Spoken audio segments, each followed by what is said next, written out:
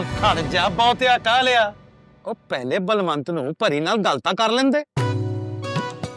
ਨਹੀਂ ਤੁਸੀਂ ਕਹਿ ਰਹੇ ਸੀ, ਪੁੱਛਦੇ ਸੀਗੇ ਮੇਰਾ। ਆਹੋ ਵੀਰ ਜੀ, ਪਰ ਪਹਿਲਾਂ ਮੈਂ ਉਹਨੂੰ ਦੱਸੂ ਕਿ ਤੁਸੀਂ ਰਾਜੀ ਹੋ ਗਏ ਹੋ, ਤਾਂ ਉਹ ਆਪਣਾ ਅਗਲਾ ਪਲਾਨ ਮੈਨੂੰ ਦੱਸੂ। ਤੇ ਮੈਂ ਤਾਂ ਰਾਜੀ ਹਾਂ। ਹੈ ਤੁਸੀਂ ਗੱਲ ਕਰੋ, ਹੁਣੇ ਕਰੋ ਕਰੋ ਕਰੋ। ਉਹ ਤੈਨੂੰ ਕਾਹਦੀ ਇੰਨੀ ਕਾਲੀ ਏ? ਦੇਖ, ਨੇਕ ਕੰਮ 'ਚ ਦੇਰ ਨਹੀਂ ਹੋਣੀ ਚਾਹੀਦੀ। ਨਹੀਂ ਹੁੰਦੀ ਨਹੀਂ ਹੁੰਦੀ ਨਹੀਂ ਹੁੰਦੀ ਨਹੀਂ ਹੁੰਦੀ।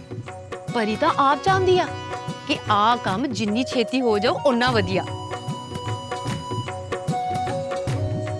ਤੁਸੀਂ ਦੱਸ ਦੇ ਜਾ ਕੇ ਉਹਨੂੰ ਫਿਰ। ਮੈਂ ਦਿਲੋਂ ਜਾਨ ਪਿਆਰ ਬੈਠਾ ਉਹਨਾਂ ਦਾ ਸਾਥ ਦੇਣਾ ਸੀ। ਉਹ ਦਿਲੋਂ ਚੈਨਲ ਤਿਆਰ ਬੈਠਾ ਹੈ।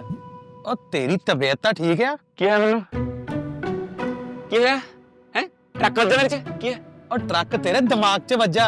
ਉਹ ਆਪਣੇ ਵੀਰਲੀ ਤੇ ਕਦੀਆਂ ਇੰਨੀਆਂ ਕਾਲੀਆਂ ਨਹੀਂ ਵਿਖਾਈਆਂ। ਤੇਰੇ 'ਚ ਤਾਂ ਪਰੀ ਜੀ 'ਚ ਫਰਕ ਆ। ਕੀ ਫਰਕ ਹੈ? ਤੇਰੀ ਸਮਝ ਤੋਂ ਬਾਹਰ ਦੀਆਂ ਗੱਲਾਂ। ਜਾ ਕੇ ਦੱਸ ਦੇ ਉਹਨਾਂ ਨੂੰ, ਆਇਆ ਮੈਂ ਤਾਂ ਰੈਡੀ ਸਾਥ ਦੇਣਾ ਸੀ ਉਹਨਾਂ ਦਾ।